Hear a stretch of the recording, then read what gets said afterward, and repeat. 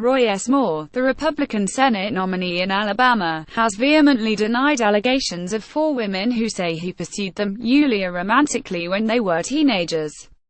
Brynn AndersonAssociated Press. Top Trump administration officials cautioned Sunday that Roy S. Moore, the Republican Senate nominee in Alabama, should be allowed to defend himself against allegations that he pursued uall and romantic relationships with teenage girls, even as Senate Republicans appeared to have largely abandoned his candidacy. And Mark Short, the White House's legislative director, said he expected that President Trump would give the matter more attention when he returns from an extended trip through Asia later this week. "I think the president's obviously on a very important trip, and when he returns I think we'll have that conversation," Mr. Short said on NBC's Meet the Press. The accusations against Mr. Moore have consumed political circles from Alabama to Washington since Thursday, when the Washington Post published the accounts of 4 women accusing Mr. Moore of misconduct. Senate Republicans have made their stance relatively clear, pulling out of a joint fundraising agreement with Mr. Moore's campaign and rescinding endorsements in the days since the allegations came to light. With Mr. Trump away, the White House's position has been less decisive. But on Sunday, administration officials found Mr. Trump's absence brought them little reprieve from answering questions about the claims, which Mr. Moore has repeatedly denied. "There's no Senate seat more important than the notion of child pedophilia," said Mr. Short, Mr. Trump's chief liaison to Capitol Hill. But having said that, he has not been proven guilty. And we have to afford him the chance to defend himself. If more evidence comes out that can prove that he did this, then sure, by all means he should be disqualified, Mr. Short added.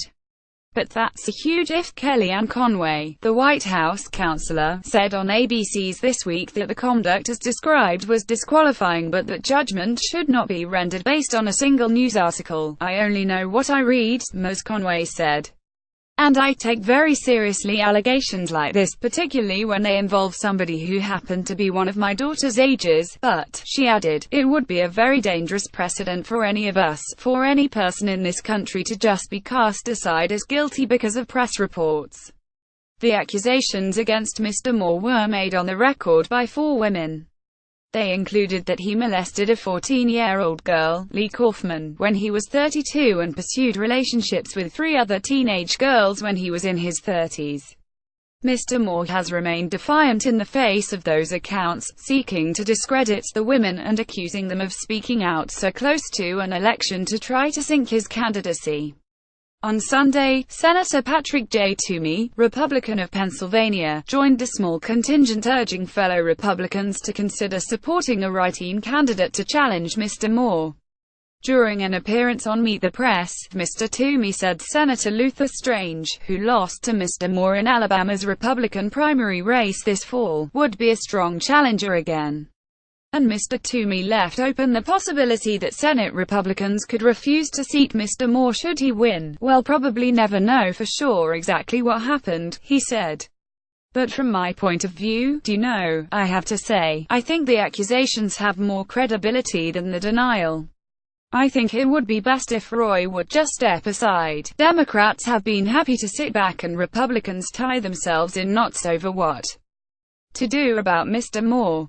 On Sunday, they sought to keep pressure on Republican leaders, starting with Mr. Trump. President Trump is the leader of the Republican Party in America. Richard J. Durbin of Illinois, the number 2 Senate Democrat, said on CNN, "It's his responsibility to step forward and say more and do more." In a statement last week, Mr. Trump said Mr. Moore should resign if the allegations were true, but he has subsequently shown little interest in intervening, at least while he is still abroad. "I have not seen very much about it," he told reporters as he flew to Hanoi, Vietnam, over the weekend. "Honestly, I'd have to look at it and I'd have to see," Mr. Trump said, when pressed about the allegations.